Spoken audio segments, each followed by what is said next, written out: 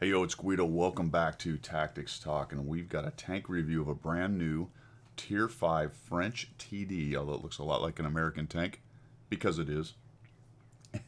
This is a historical tank that's just been added. As a matter of fact, you can win this or earn this, or however you want to look at it, with the marathon that is starting on the 24th. So starting today, you can start to earn this tank. And like I said, it's a Tier 5. So this is cool. It's a marathon for a Tier 5, which makes it a relatively easy marathon and accessible to pretty much everyone who's playing World of Tanks. And that's a nice thing, because sometimes the complaint with the Tier 8s is the marathons are very difficult to do.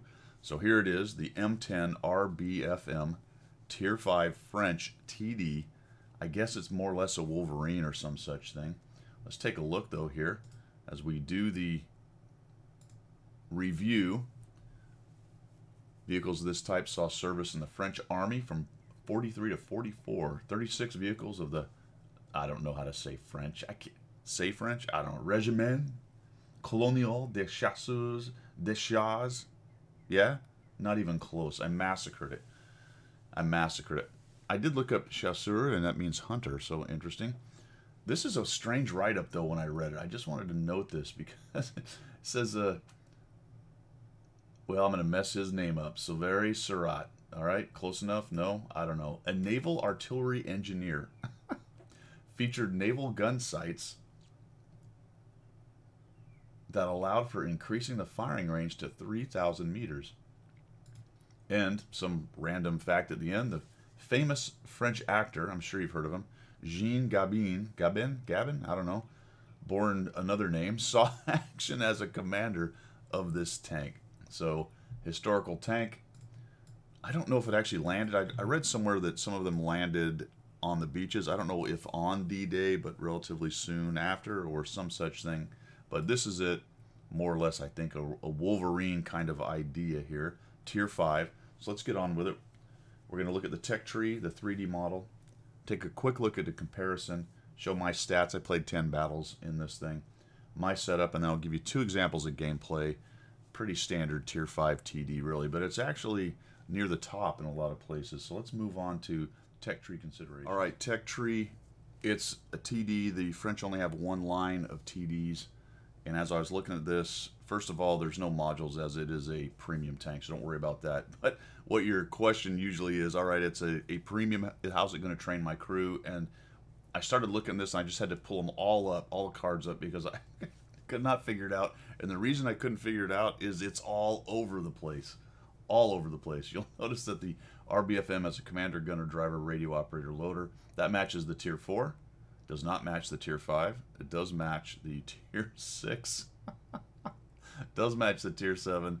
Does not match the Tier 8. And then the 9 and 10 go down to 4 crew. It's all over the place. Like, you got a radio operator, but this one doesn't. The S35CA. And then he's back in business with the V39. And he's still rolling with the MLE 46. And then the radio operator's right out of business. And now we've added a gunner. So holy cow. I did not realize that the crew setup on the French TDs was so goobered up. I mean, that's just a real pain. You're going to be doing a lot of training and whatnot. So it's not a great match at all for the MLE 48. It works for the 46. Probably good enough for the Tier 9 and 10 based on you just don't train the radio operator. If you really love the MLE 48 and you want to use this as a trainer, you've got some kind of goofiness going on. You're going to have the radio operator not running and working in the MLE 48, and if you're running the RBFM, one of your gunners is out of the pool. So just note that. What a mess that line is. Holy cow. All right, let's move on to the 3D model and the armor, such as it is. All right, here's the 3D model, the collision model on this thing. You can see that the armor is okay. You're looking at 53 on the top here. You've got, now this is interesting, you've got 51 effective on the bottom plate, but look at this little cutting tool. It looks like it's modeled. It's actually got some armor. So I'm assuming, because you can look at that and say 52, you put it over the cutting tool or whatever that's called right there, and you've got a bunch more armor. Now whether that's considered spaced armor or not, I'm not sure. So that's very interesting, and it's a weird shape. So it's not something I would rely on. But potentially when you're fighting it, you might want to avoid shooting into that thing, especially if you have a low penetration. It may actually be better going after the upper plate. The turret's actually decent. for tier 5, right? So you got to take that into account. But the turret's pretty good at tier 5. We'll take a look at its stats later on in the comparison, but not bad at all. It's got really good gun depression, very good elevation for whatever use that is. You want some elevation. A lot doesn't help you too much in World of Tanks. There's some situations where it does. But the side is relatively thin at about 20. Pretty big turret. It is a large TD, very tall for a tier 5, very large. The M10, M4-ish kind of hull, same idea. All those American tanks were just had a very tall height. They were very tall. All right, there you go. That's pretty much it for this thing.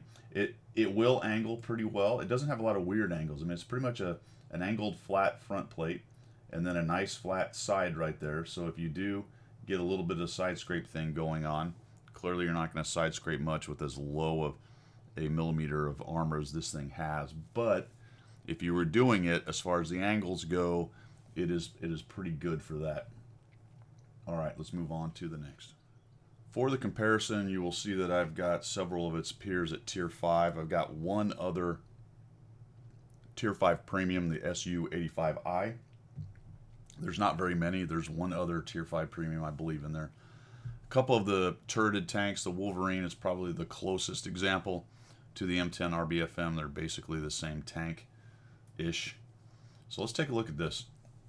Just up front, remember that I take all of the top equipment for the tanks. Doesn't matter for the RBFM because it's a premium and it has the top equipment. All the rest are with top modules.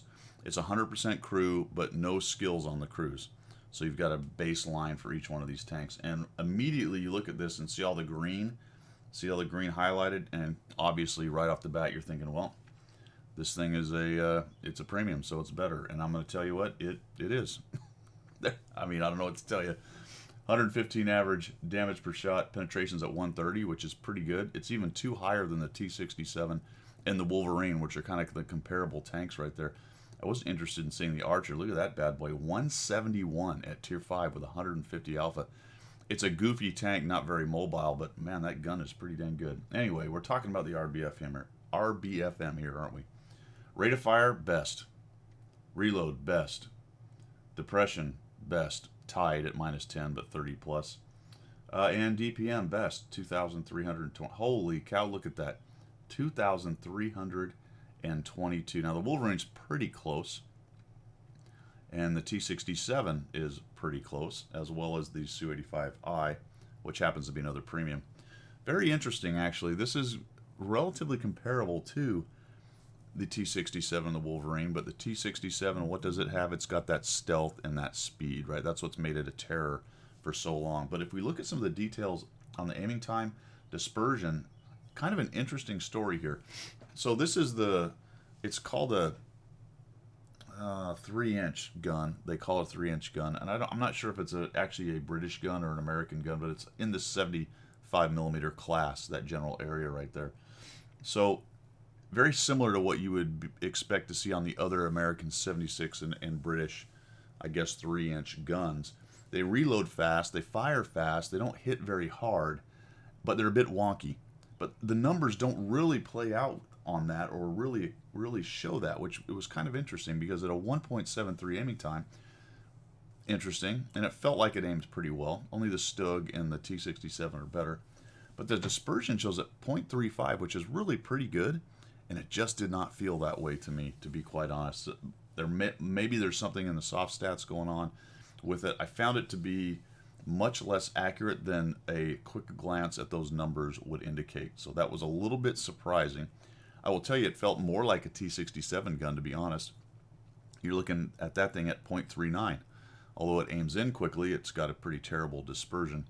And it's slightly better than the Wolverine, which has a 1.63 aim, which is better, but a 0.36 dispersion, which is worse right there. But I think the big number you're thinking about, or everyone really is look at that rate of fire, holy cow, and pumping out 2,322 DPM at tier 5. That's pretty darn good. We come down here to the survivability. I talked a little bit about the armor. The turret is decent. It's for a tier 5, right? 57's not much, but it's tier 5. So pretty good. So it will be able to do some hold down stuff. You've got that -10 depression. Remember, it's an open top though, so artillery is going to love it. as far as being able to drop rounds on it and hurting your crew and whatnot. So watch out for that. The sides are 25. The hull is actually 38, which is okay, not great. Really, the turret is the big thing on this guy right here. And we come down to the mobility. Now, this was interesting. The specific power is pretty low. Relatively, there's a couple that are actually worse. But the top speed shows 48. 48. And that was interesting because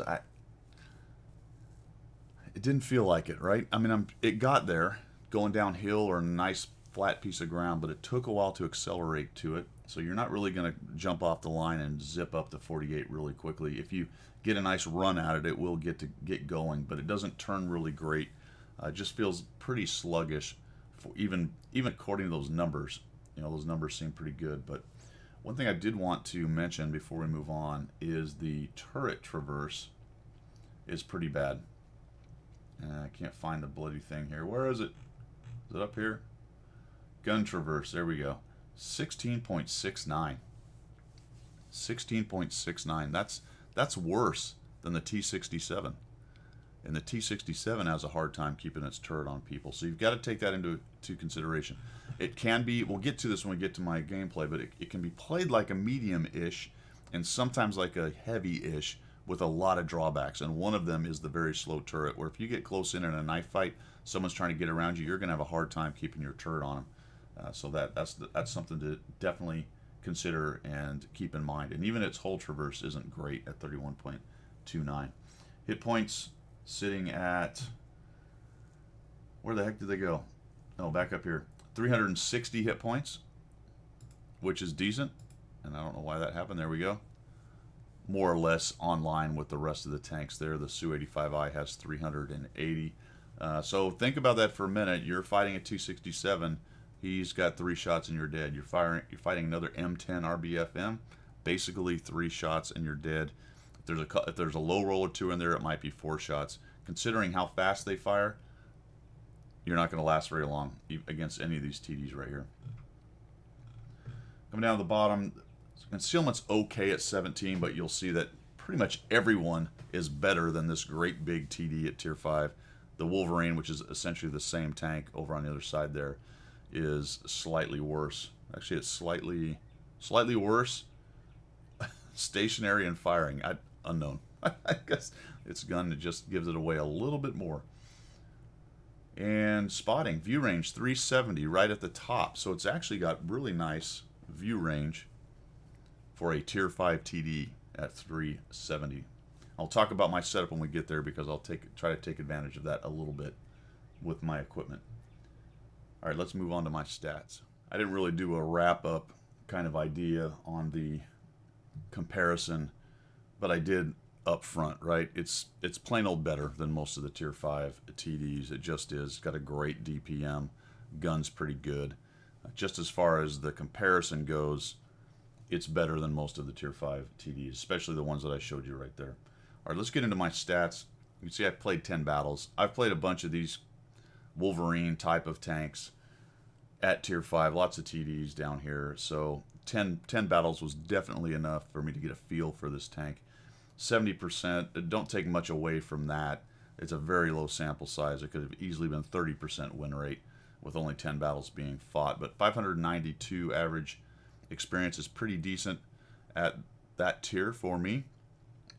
Hits at 63, which is low, and that goes back to the kind of derpiness of the gun, quite frankly. Now, it's low tier, so you get that quite a bit, especially with the TDs. Sometimes they have a hard time hit. The damage ratio and destruction ratio are nice. Look at the armor use, not great. About 0.5 is where armor is starting to be a thing, so really, for the games I had, even with the decent turret, I was really not bouncing a whole lot of anything. Average damage, 555, slightly lower than I would have liked. I actually had a couple 0 damage games where we won and I just drove out and pretty much died or didn't do very well or went to the wrong side of the map. Remember, its speed isn't great, so down in the lower tiers, if you don't get into the fight early, sometimes the fight's over before you can do anything, whether win or lose. The fight's over before you can do anything. It's hard to flex lower tiers with some of these slower tanks like this thing.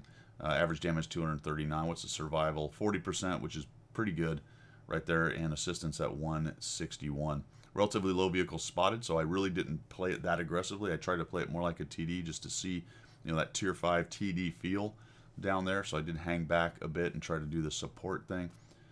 Vehicles destroyed 1.5. I did have one good battle, one very good battle. That was an ace tanker. I'll show you that when we get to it. 2,438 damage and 4 kills is the max that I did. All right, let's go over and look at my setup. All top modules, it's a premium, noted. I have a rammer, I've got binoculars, and the enhanced gun laying drive, and that's what I was talking about earlier. I want to enhance a little bit more of that spotting range, maybe be able to do a little of my own spotting. Because I was going to be a more careful player with this thing, I was pretty much hanging more back towards the back of the fight, behind the first line and the second line kind of idea. And it was useful, but not amazing. So it might be worth putting coated optics on it instead of the binoculars. Let's see if you can even do that. Yes, you can. So coated optics may be better for overall, especially with a base 370 and a good crew. You'll notice that my crew happens to be just 100% and working on Brothers in Arms. So I put a brand new crew in there just to start training them up. That's a good thing to do at tier 5.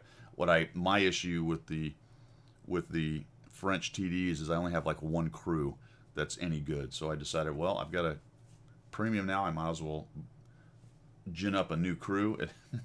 Unfortunately, I looked at the whole crew setup that we just talked about and went, oh man, this is going to be a nightmare. But whatever, here we are making a new crew.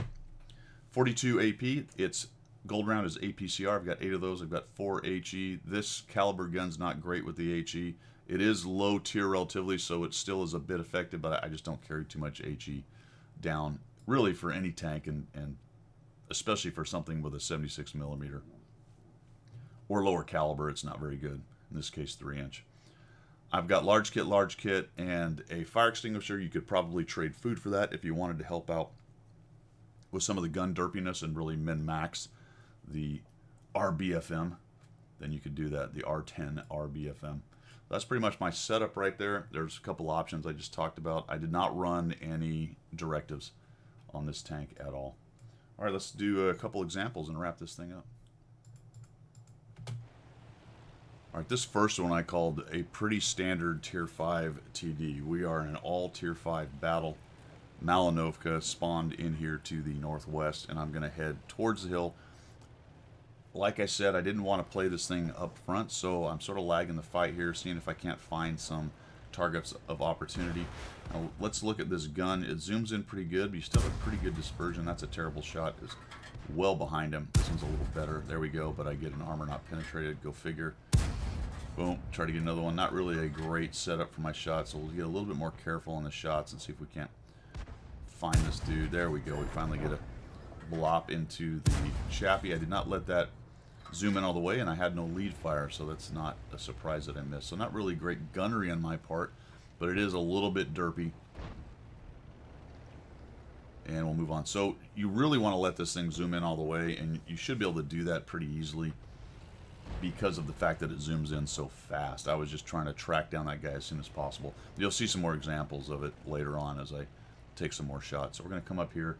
This is not a burn down the world kind of game right here. Just showing you some of the basic capabilities. Look how slow it is going up the hill.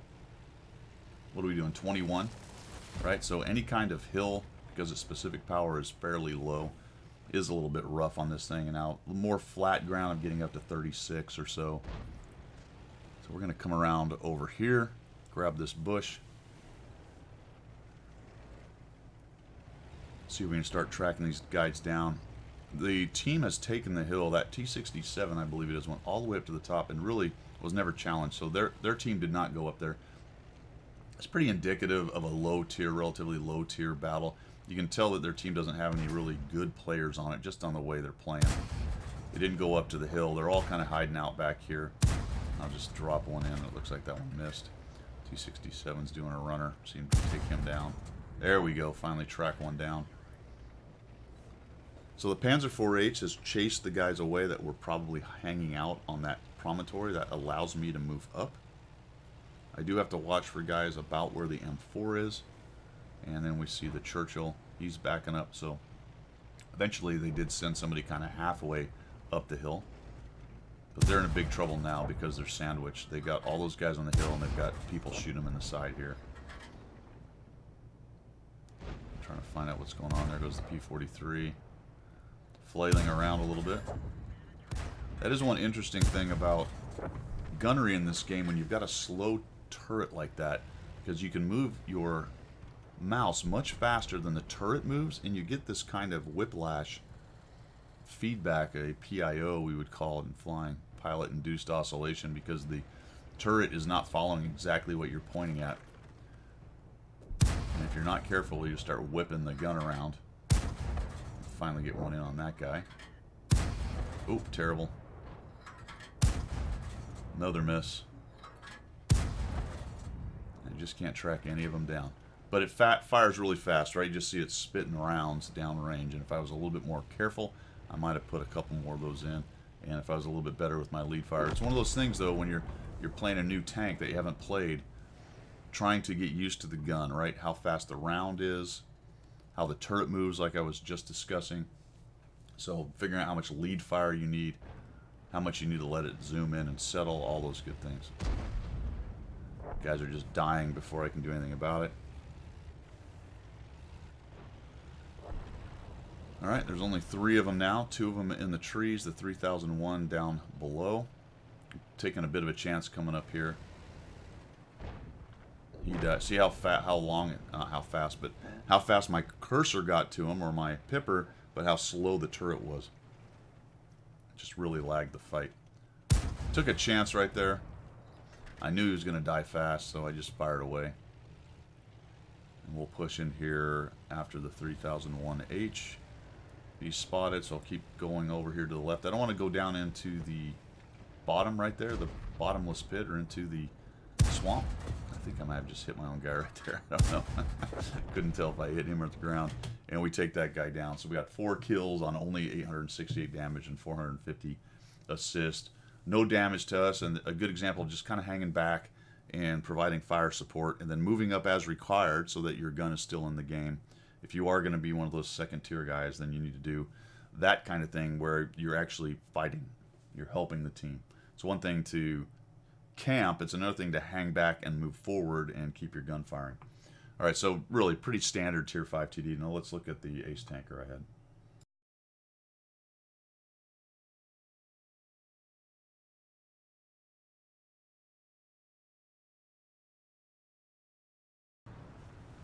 All right, on this example, we are on Mannerheim line, I believe. Is this what it's called? Mannerheim line? Yes, Mannerheim line.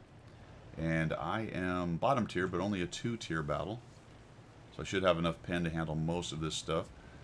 I loaded in, looked at this, and said, all right, I'm trying to be a more careful TD player to see how this thing plays in that role. So I really don't want to go down with the HT number 7 and punch people in the face.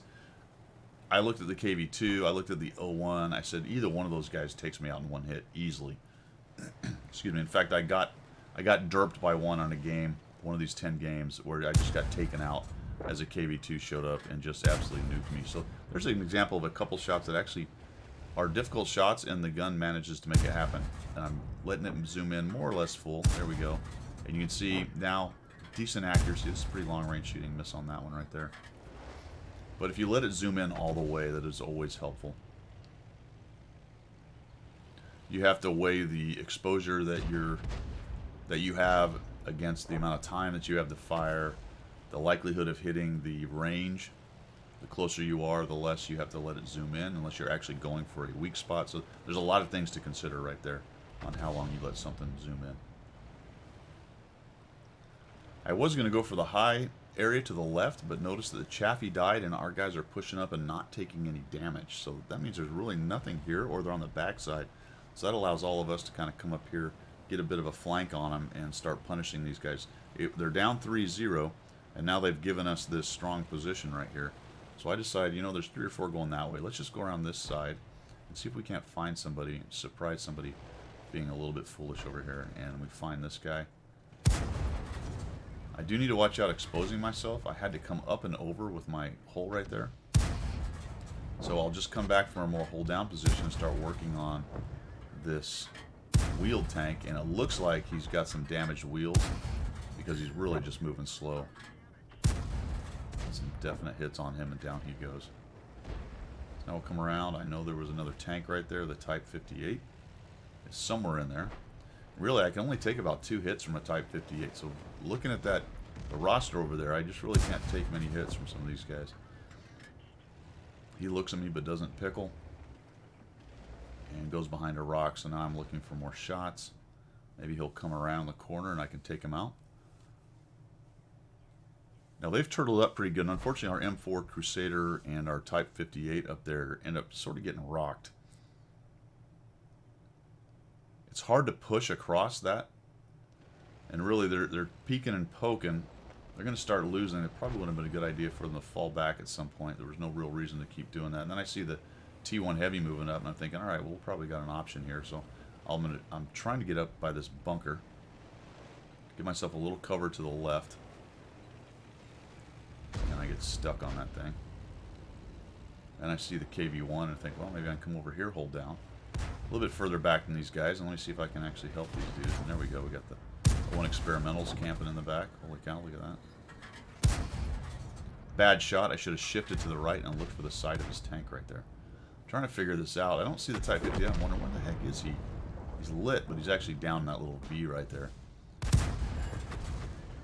E2 comes around, but he gives us some side armor, and now we're just losing guys. The T1 goes down in a heap. Didn't last very long.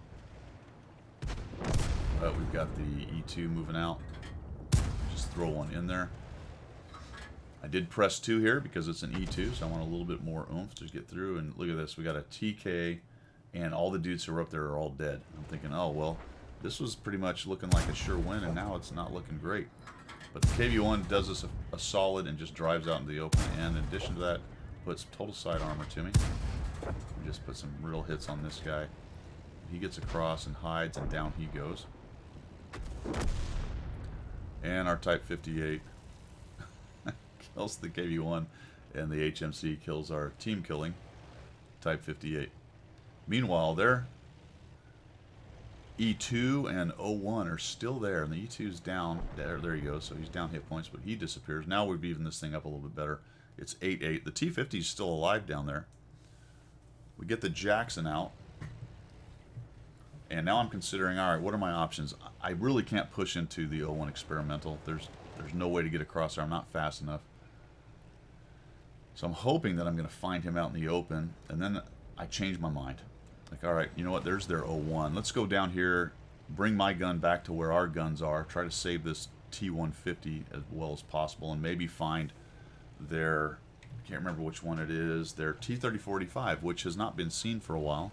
Last seen up around the corner there. The O1's getting hammered. Artillery's really working on that guy. And we got a really good hit point, T150. I'm surprised that he hasn't killed the O1 yet. And all of a sudden the LAFH gets rid of the 3045, which was very helpful. There goes the O1. And now it's just 3 tanks. Now there's that mobility I was talking about. I'm doing 41, right? And it was somewhat downhill. I don't know if I ever really get to 48 on this tank, to be honest. It's one of those, of course, we're driving in the snow. So I don't know if snow has different resistance than just a road, but I feel like I very rarely got to 48, and the T-150 is getting rocked by those 2 artillery. Looks like he got permatracked or something, and they just worked on him for a while. Our wheeled tank moves in. This is very helpful, especially if he doesn't die. There I'm doing 40, 41, slightly uphill. Down goes the O1 Experimental. That was a big kill. The wheeled tank dies, but we've still got the scout, and it's just 2 artillery I've got to deal with. Now, they could blap me, right? If they both hit me and hit me well, they can probably take me out in 2 shots. Not 2 kills, but 2 shots. The ELC goes zooming in there, and I figure, all right, we're going to find these dudes pretty soon. I don't have 6th sense, so it's very possible I'm lit right here. What I think happened, though, is they saw the ELC coming in and were messing around with him. Because all of a sudden, I just have a target-rich environment. Blap that guy first with an auto-aim. Then I come off it in case he starts to move, but I'm able to kill this dude. And now we've got the LFH. Shot right into him. A bounce because of the angling there. He's looking at the ELC. And I'm actually able to take him down as well. And we got 2,321, 244 assists with 2 kills and an ace tanker in the RBFM. Being a kind of hanging back TD, but moving forward and supporting as you go right there. All right, guys, let's sum this thing up for the new Tier 5 French TD. Well,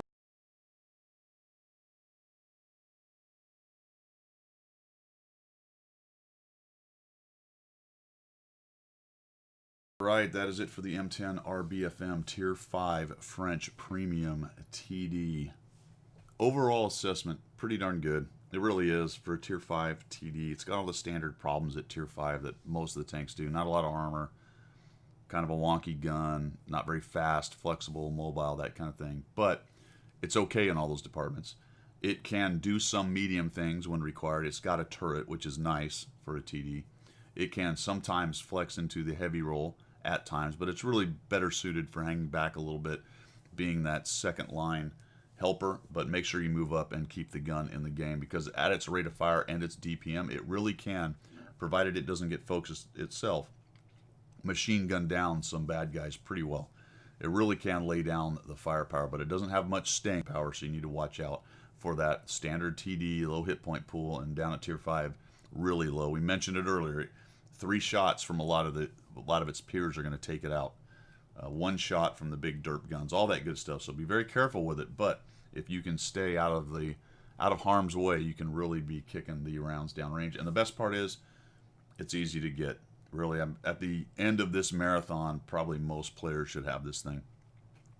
Just what, 7 days or so of game? No, 14. Sorry, it's actually 14 days of gameplay, and you should have this. In fact, you unlock it at the 10th day. I did a video earlier talking about that. I won't go into it right here, but it's pretty easy for the marathon. All right, guys, thanks for tuning in. I will be playing this thing later today, featuring it on my stream, so come on by. That is all I have got. We will see ya.